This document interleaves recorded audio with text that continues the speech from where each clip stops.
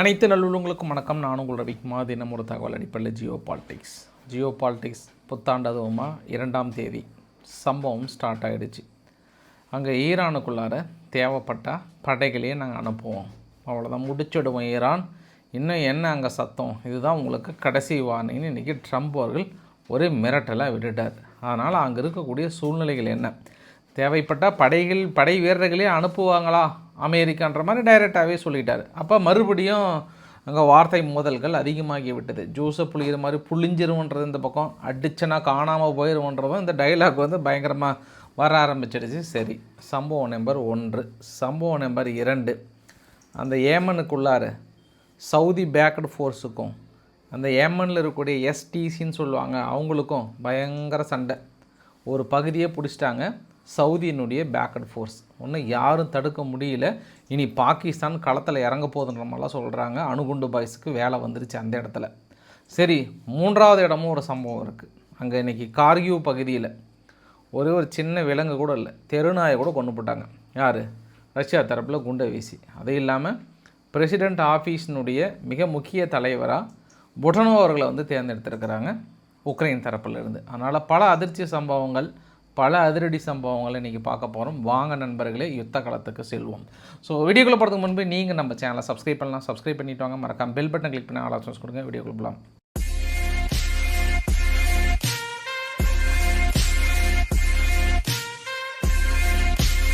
இந்த 2026 குறிப்பாக 2ஆம் தேதி வந்தோடனே எனக்கு ஒன்று ஞாபகம் வந்தது. அங்கே இத்தாலியினுடைய பிரதமர் ஜார்ஜியா மெலோனி அவர்கள் என்ன சொன்னாங்க, 2025 கொஞ்சம் பயங்கரமாக இருந்தது, பட் 2026 அதை விட இன்னும் பயங்கரமாக இருக்கும் அப்படின்னு சொன்னாங்கல்ல. அதற்கான ஒரு சாம்பிளாக கூட பார்க்கலாம். 2ஆம் தேதியே இந்தளவுக்கு சம்பவம் ரொம்ப ரொம்ப டஃப்பாக இருக்கு அப்படின்னு பார்க்க முடிந்தது. ஈரானுக்குள்ளார போராட்டங்கள் அரசாங்கம் சரியான அளவுக்கு கையாளவில்லை. குறிப்பாக நிதி சுமைகள் அதிகமாகிவிட்டது, வேலைவாய்ப்புகள் குறைந்து விட்டது என்று போராட்டங்கள் ரொம்ப கடுமையாக எடுத்திருக்காங்க. இது வரைக்கும் அந்த போராட்டத்தை அடக்குவதற்கான முயற்சியில் அங்கே இளைஞர்கள் மட்டும் 8 பேர் கொல்லப்பட்டிருக்கிறாங்க. எத்தனை பேர்? இந்த புகைப்படத்தில் பாருங்கள். இந்த புகைப்படத்தில் 8 பேர் பக்கம் கொல்லப்பட்டிருக்காங்க. இந்த வரைபடத்தில் பார்க்குறீங்களா, முன்ன பார்த்தது புகைப்படம், இப்போ பார்க்குறது வரைபடம். இந்த வரைபடத்தில் 31ஆம் தேதி வரைக்கும் நடந்த இது ப்ரோட்டஸ்ட். இந்த கையை மடக்கி இருக்குல்ல, இது எல்லாமே அங்கங்கே போராட்டங்கள் நடந்த பகுதிகள். இந்த போராட்டம் நடந்த பகுதிகளில் ஃபஸ்ட்டு 21 டிசம்பர்லேயே ஆரம்பிச்சிட்டாங்க. அப்போ 338 இடத்துல தான் போராட்டம் நடந்தது. ஆனால் லாஸ்ட்டாக 31 டிசம்பர் பார்த்தோன்னா ஒரு 1938 போராட்டம். டிசம்பர் 29ஆம் தேதி ஒரு 2000க்கும் மேற்பட்ட போராட்டங்கள் நடந்தது அங்கேயும் இங்கேயும். பட் 1ஆம் தேதி 2ஆம் தேதி அதை விட மிக பயங்கரமான ஒரு போராட்டம். அப்போ போராட்டக்காரர்களை அடக்குவதற்காக ஈரான் கடுமையான தாக்குதலை நடத்துகிறாங்க, துப்பாக்கிச்சூடு நடத்துகிறாங்க, சில நபர்களை கடத்தி கொண்டு போயிட்டு போட்டுறாங்க அப்படின்ற மாதிரிலாம் நியூஸ் வந்த உடனே இது ட்ரம்ப் அவர்களோட ட்விட்டு. ஈரான், நீங்கள் வயலண்ட்லி அமைதியாக ப்ரோட்டஸ்ட் பண்ணுறவங்கள கொண்டுட்ருக்கீங்க அப்படின்னா யுனைடெட் ஸ்டேட் ஆஃப் அமெரிக்கா கண்டிப்பாக அவங்கள காப்பாற்றுவதற்காக களமிறங்க, நாங்கள் ரெஸ்கியூ பண்ணுறதுக்கு வருவோம். We are locked and loaded and ready to go அப்படின்னு சொல்கிறார். அப்போ நாங்கள் லாக் பண்ணிட்டோம், ரெடியாக இருப்போம், எந்த நேரத்துலையும் களத்தில் இறங்கும், தயாராக இருந்துக்கோன்றாங்க. Thank you for your attention at this matter president Donald J Trump அப்படின்னு போட்டு ஒரு ட்விட்டை போட்டாங்க. ஏன்னா இன்றைக்கி பார்க்க முடியுது, இந்த மாதிரி 8 பேர் பக்கம் இருந்து போனாங்க இல்லையா, அவங்களோட இறுதி ஊர்வலத்தில் திடீர்னு ஐஆர்ஜிசி உள்ளே நுழையிறாங்க. உடனே இந்த மக்கள் என்ன பண்ணிட்டாங்க, கல் எடுத்து அடிக்கிறாங்க அவங்க மேலே.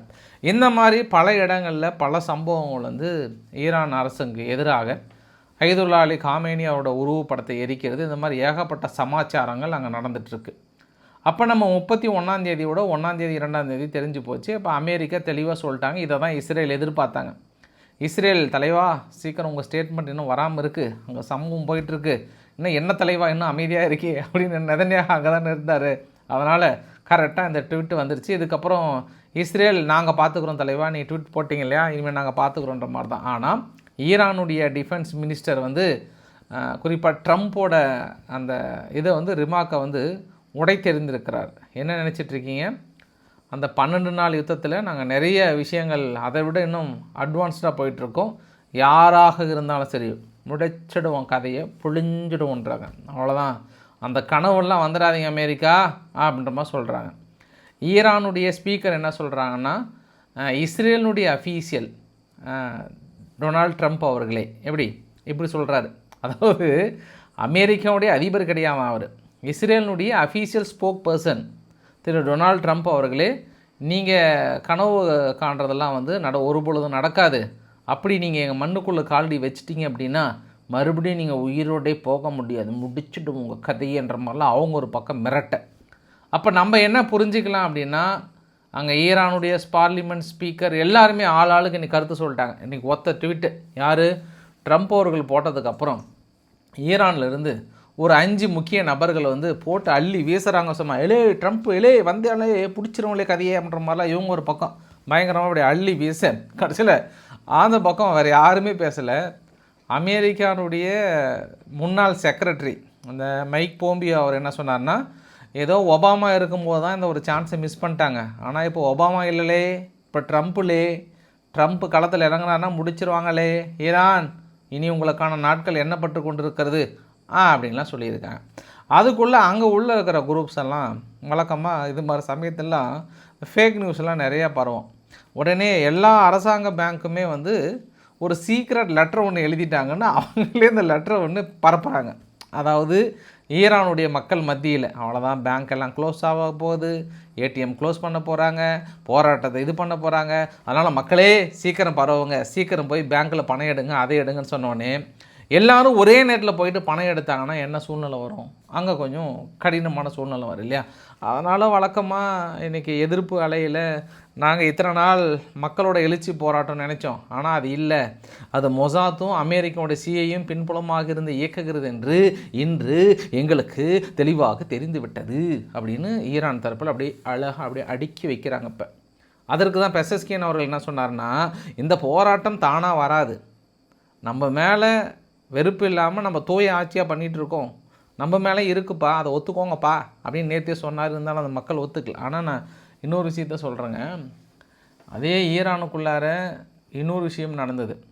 இந்த சுலைமானி அவர்கள் யார், ட்ரம்ப் அவர்கள் ட்ரோன் மூலயமா ஐஆர்ஜிசியினுடைய முக்கிய கமாண்டர் தூக்கிட்டார். அப்போ ட்ரம்ப் இருக்கும்போது அவருடைய நினைவு நாளுக்கு பாலஸ்தீனத்துக்கு ஆதரவான பாலஸ்தீனே வருது பாருங்கள், இந்த பக்கம் ஈரானுக்கு ஆதரவான ஒரு போராட்டம் மிகப்பெரிய அளவுக்கு இருந்தது. அதையும் இந்த இடத்துல குறிப்பிட விரும்புகிறேன் நான். ஈரானுக்கு ஆதரவான போராட்டம், அதாவது ப்ரோ ஈரானியன்ஸ், அமெரிக்காவுக்கு எதிரான ஒரு போராட்டம் நடக்கிறது. ரேசா பலாவி கிளிமூக்கு இருக்கிறார்களே, அவருக்கு ஆதரவான போராட்டம் இந்த பக்கம் நடந்து கொண்டிருக்கிறது. இந்த வாய்ப்புகளை யார் இனி கனக்கச்சிதமாக பயன்படுத்த போகிறார்கள் என்பது தான் இந்த ஜனவரியில் நம்ம வைக்கிற ட்விஸ்ட்டாக பார்க்கலாம். இது ஈரானில் நடந்த சம்பவம். அடிஷ்னலாக நம்ம இஸ்ரேலினுடைய சம்பவத்தை பார்த்துட்டு போயிடலாம். அந்த எகிப்திலிருந்து ராஃபா எல்லை பகுதியில் மனிதாமன் அடிப்படையில் இருக்கக்கூடிய உதவிகள்லாம் உள்ளே போகுது இல்லையா, அந்த பகுதியில் ஹாலிவுட்னுடைய நடிகை ஆஞ்சலினா ஜூலி அவர்கள் அங்கே போயிட்டு என்ன சமாச்சாரம், இங்கே கரெக்டாக உள்ளே போதா இல்லையா அப்படின்னு பயங்கரமாக வெரிஃபை பண்ணியிருக்கிறாங்க. ஆனால் எரடகன் அவர்கள் துருக்கி அதிபர் எரடகன் அவர்கள் கருத்து சொல்லிட்டார், பாலஸ்தீன் நீங்களாம் தனிமையில் இல்லை, நீங்கள் எங்களோட கலந்துருக்கீங்க, ரத்தமும் சதையுமாக கலந்துக்கிறீங்க, இதற்கான பதில்கள் அன்ஆன்சர் பண்ணாமல் விடவே மாட்டேன், இஸ்ரேலுக்கு முட்டைக்க போகிறேன்னு இருக்கிற தலைவரே, ஏன் இவ்வளோ வெறி உங்களுக்கு திடீர்னு கொஞ்ச நாளாக இஸ்ரேல் மேலே ரொம்ப வெறியாக பேசுகிறீங்களே அப்படின்னா அதுக்கும் சொல்லிட்டார். ஏன்னா நாங்கள் பல தடவை நீங்கள் இமேஜினே பண்ண முடியாது, கண்டெய்னராக உணவுப் பொருட்கள் மீது எல்லாத்தையும் எல்லை பகுதியில் போயிட்டு நாங்கள் அனுப்பி வச்சிட்ருக்கோம். ஒரே ஒன்று துருக்கின்னு போர்டு போட்டிருந்தாவே திருப்பி அனுப்புகிறாங்க. இல்லை என்ன நினச்சிட்டு இருக்காங்க, ஏதாவது ஒரு கண்டெய்னர் டேக் எங்களால் அனுப்ப முடியுதா? இதுக்கெல்லாம் இஸ்ரேல் கண்டிப்பாக ஆன்சர் பண்ணியே ஆகணுன்றார். Never give permission. நாங்களும் எவ்வளவோ கேட்டு பார்த்துட்டோம், நெதன்யாஹு பர்சனலாக அப்ரோச் கூட பண்ண ட்ரை பண்ணோம், ஆனால் எதற்குமே அனுமதி இல்லைன்னா என்ன நினச்சிட்டு இருக்காங்கன்றாங்க, என்னை பற்றி என்ன நினச்சிட்ருக்காங்க அப்படின்னு யார் டென்ஷன் ஆகுறது? அந்தர்பெல்ட் ஆறுமுகம் அவர்கள் ரொம்ப கடுமையான டென்ஷன் ஆகிறார். இப்போ இன்னொன்று சொல்லிட்டார், ஏதோ இவங்கெல்லாம் பார்த்து நம்மளை சாதாரண ஆளுன்னு நினச்சிட்டாங்க, ஆனால் ரஷ்யா உக்ரைன் பேச்சுவார்த்தையில் புடின் அவர்கிட்ட பர்சனலாக பேசுகிறேன், ஜெலன்ஸ்கிக்கிட்டையும் பேசுகிறேன், ட்ரம்ப்புக்கிட்டையும் பேசுகிறேன். இப்போ சம்மிட் ஒன்று ஃபாரின் மினிஸ்டரோட சம்மிட் வந்து இப்போ நடக்க போகுது பாரிஸில். அதுலேயும் போய் கலந்துக்க போகிறேன். எந்த அளவுக்கு இந்த ரஷ்யா உக்ரைன் பேச்சுவார்த்தையை முடிக்க முடியுமோ அந்த அளவுக்கு அண்ணன் கலந்துக்கிட்டு சிறப்பாக அந்த பேச்சுவார்த்தையை முடிக்க போகிறேன்னு ஒரு அடிஷனல் பிட்டு போட்டிருக்கிறார். இனி என்ன நடக்க போகுதுன்னு பார்க்கலாம். சரி, இது சம்பவம் நம்பர் 1. இப்போ ஃபஸ்ட் ஹாஃப் முடிஞ்சது. அடுத்து செகண்ட் ஹாஃபுக்கு இடையில் இன்டர்வல் பொசிஷன் ஒன்று இருக்கு இல்லையா, இது வந்து இன்டர்வல் பொசிஷன் எடுத்துக்கோங்க. இப்போ எங்கன்னா யுஏஇனுடைய பேக்டு ஃபோர்ஸஸ் அங்கே ஏமனில் இருக்கக்கூடிய எஸ்டிசினுடைய முக்கிய இடங்கள் மீது கடுமையான தாக்குதல், ஒரு 3 பகுதிகளை கைப்பற்றியதாக யுஏஇ பேக்டு ஃபோர்ஸ் அனௌன்ஸ் பண்ணிட்டாங்க. ஏன்னா ஏற்கனவே சவுதி அரேபியா இந்த யுஏஇனுடைய பேக்டு ஃபோர்ஸ் ஆயுதங்கள் கொடுத்து முக்கியமாக வந்து அசம்பிள் ஆகிற இடத்துல ஒரே போட்டாங்க. போட்டதுக்கப்புறம் 24 மணி நேரம் டைமிங், அதுக்குள்ளே யுஏஇ வெளியேறலை அப்படின்னா அட்டி பிரித்து மேய போகிறேன் அப்படின்னு ஏற்கனவே சொல்லிட்டாங்க. யுஏஇ என்ன சொல்லிட்டாங்கன்னா, அண்ணே என்னண்ணே யார் மேலே சந்தேகப்படுறீங்க, உங்கள் மேலே போய் நான் வந்து அப்படி தாக்கல் நடத்த நினைப்பேன் அண்ணே, நீங்கள் தப்பாக புரிஞ்சுக்கிட்டீங்கண்ணே அப்படின்னு அவங்க சொன்னது.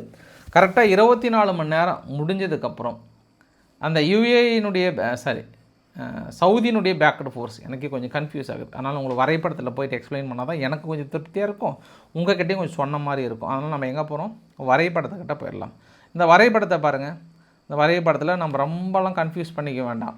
நம்ம அந்த பச்சை கலரு பிங்க் கலரு அதை கூட விட்டுடலாம். நம்மளோட பிரதான நோக்கம் அந்த காக்கி கலரும் நீல கலரும் பார்த்துக்கோங்க. இந்த நீல கலர் இருக்குது பார்த்தியா, இதுதான் எஸ்டிசின்னு சொல்லுவாங்க, சதர்ன் டிரான்சிஷனல் கவுன்சில்னுவாங்க. இவங்க தான் யாருக்கு எகைன்ஸ்ட் ஆகிறாங்க, சவுதி அரேபியாவுக்கு எகைன்ஸ்ட் ஆகிறாங்க இந்த நீல கலர் எல்லாமே. ஏன்னா இந்த யுஏஇனுடைய அரசாங்கம் நேராக இங்கே கொண்டு வந்து ஆயுதங்கள் வைக்கிறாங்க. இப்போ மேலே இருக்கக்கூடிய இந்த காக்கி கலர் மாதிரி இருக்குது பார்த்தியா, இந்த காக்கி கலர் தான் இவங்க யாருடைய சவுதியினுடைய பேக்டு ஃபோர்ஸஸ் அப்படின்னு சொல்லுவாங்க. இல்லைனா அது எமினிக்கள் கூட இங்கே எமினி ஃபோர்ஸஸ்ன்னு கூட சொல்கிறாங்க. இதுலேயும் இன்னும் 2-3 குரூப் இருக்குது. நம்ம அவளை பற்றி ரொம்ப டெப்த்தெல்லாம் போக வேண்டாம்.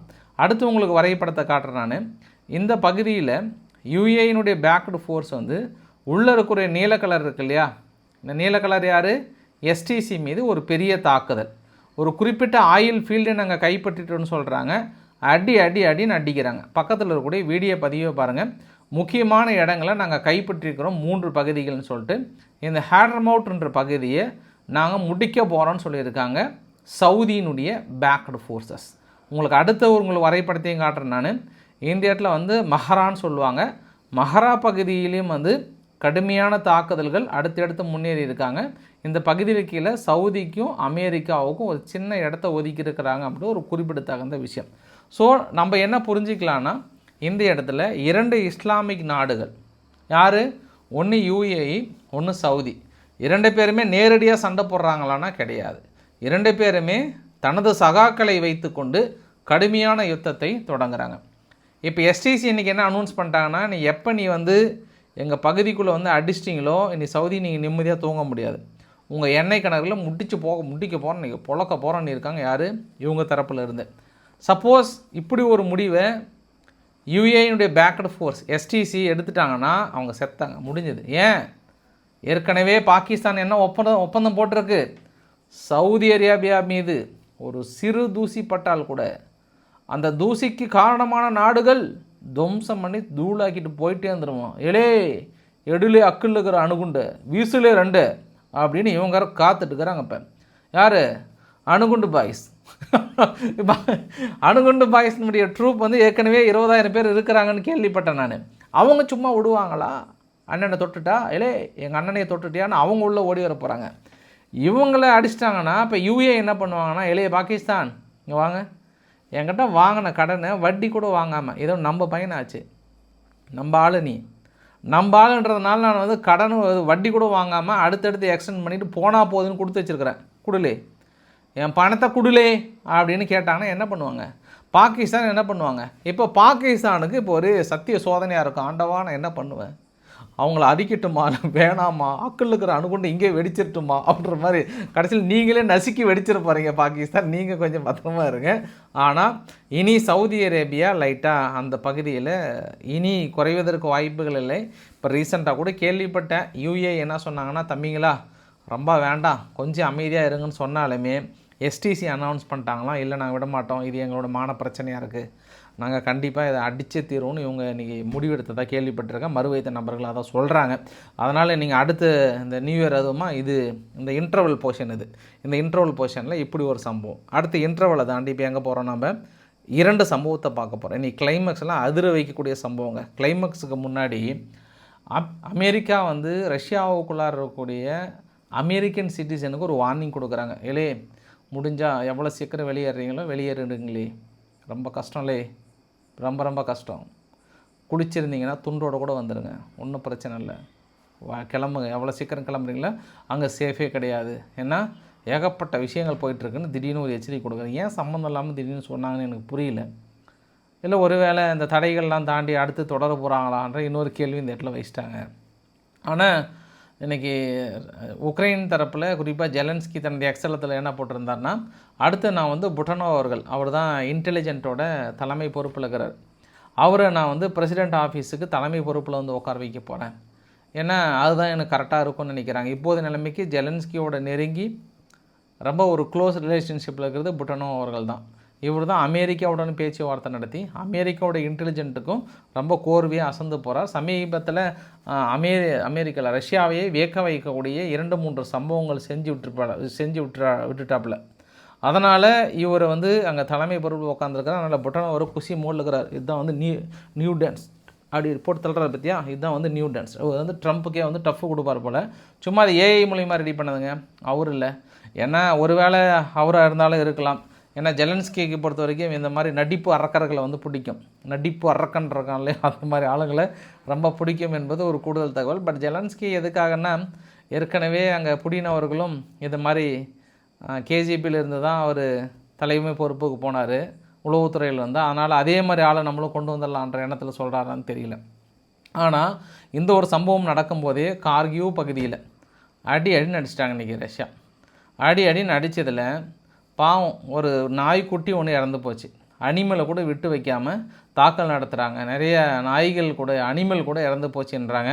அப்புறம் ஒரு வயசான அம்மாவுக்கு கொஞ்சம் காயமடைந்திருக்கிறது. அப்புறம் ஒரு சிலர் வந்து கிரிட்டிக்கல் கண்டிஷன், 13 மக்கள் மேலே இன்ஜூர்ட் ஆகிருக்காங்க. அப்போ தீவிரவாத எண்ணம் கொண்ட அந்த ரஷ்யா பொதுமக்கள் மீது இந்த வார் என்றால் என்னவென்றே தெரியாத அப்பாவி மக்கள் உரட்டை விட்டு தூங்கி கொண்டிருக்கும் போது இப்படி ஒரு தாக்கல் நடத்துக்கிறதே நியாயமா அப்படின்னு கேட்குறாங்க. ரஷ்யா என்ன சொல்கிறாங்கன்னா, இலே நேற்று நடத்துகிற நீ தாக்குதலில் 31 பேர் இறந்து போயிட்டாங்க. எவ்வளோ? 31 பேர். அப்போ 31 பேர் இறந்ததுக்கு நீ தாக்குதலாம் அதை ஒன்றும் அதிகமாக நடத்தக்கூடாதா அப்படின்னு அவங்க கேட்பாங்க. ஏன்னா இந்த டைம் கார்கிவில் சரியான அடி, கொஞ்சம் பெரிய அடியாக இருக்குது, பார்த்தாவே தெரியுது அந்த இடத்துல. இந்த கேப்பில் உக்ரைன்லேருந்து முக்கிய அஃபீஷியல்ஸ்லேருந்து இந்தியாவுக்கு கண்டனம் தெரிவிச்சிருக்கிறாங்க.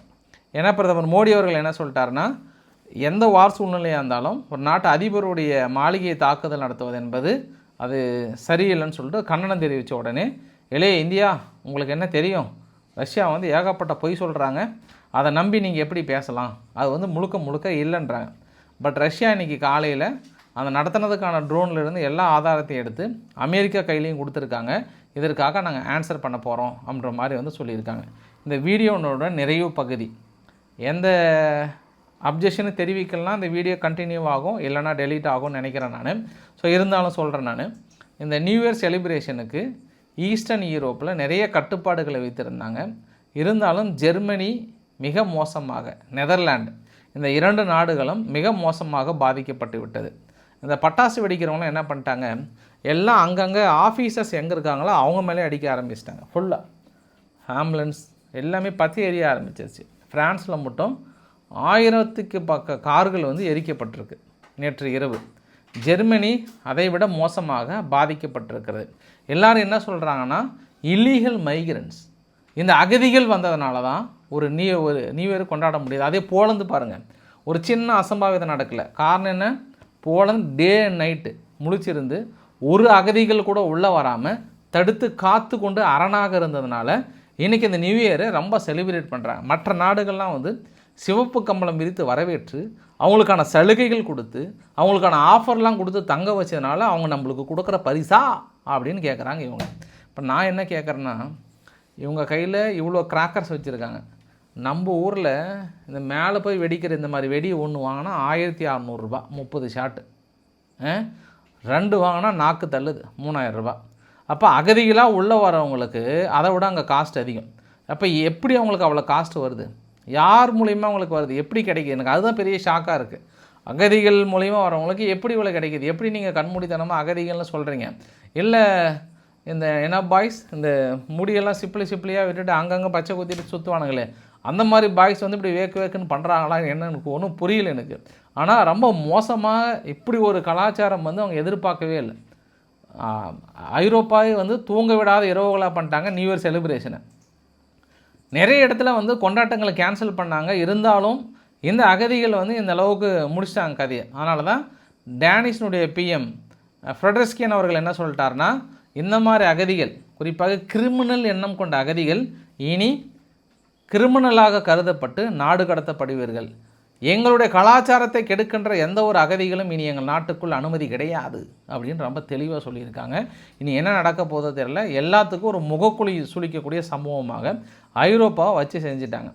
இப்போ அமெரிக்கா ஓடி வந்து கருத்து சொல்கிறாங்க. எலான் மஸ்கே என்னலே இதுதான்லே நான் அன்றைக்கே சொன்னேன் கேட்டிங்களாலே அப்படின்னு வந்து நிற்பாங்க. இப்போ ஜெர்மனியுடைய அலைஸ் வைடில் அவர்கள் என்ன சொல்கிறாங்கன்னா, நான் வந்தேன் அப்படின்னா ஒரு அகதிகள் கூட இருக்க மாட்டாங்க, துரத்துலலாம் பிச்சு பேனு பார்த்துட்டு வந்துட்டாங்க அவங்க ஒரு பக்கம்.